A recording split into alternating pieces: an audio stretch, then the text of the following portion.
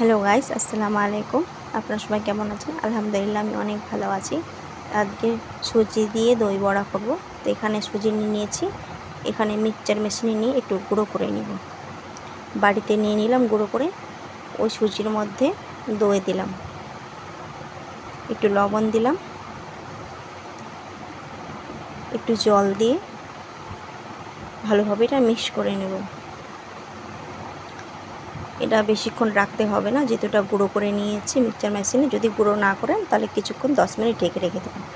Baking powder একটু দিয়ে দিলাম, 1 চিমটের মতো। ভালোভাবে এটা মিক্স করে দেব। অন্য একটা কড়াইয়ে তেল গরম করে এই বড়াগুলো ভেজে নেব। ভাজা হয়ে গেছে। এখানে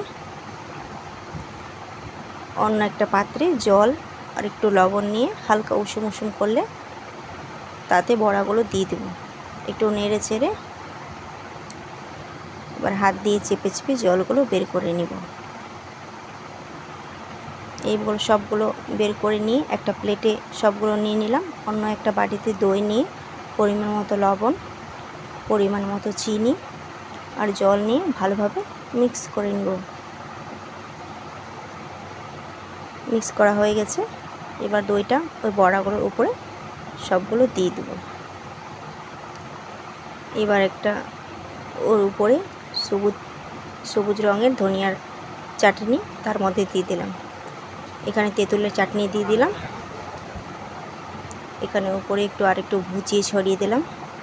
দেখতে যত সুন্দর লাগছে, খেতে খুবই সুন্দর হয়েছে। আপনারা অবশ্যই ট্রাই করবেন।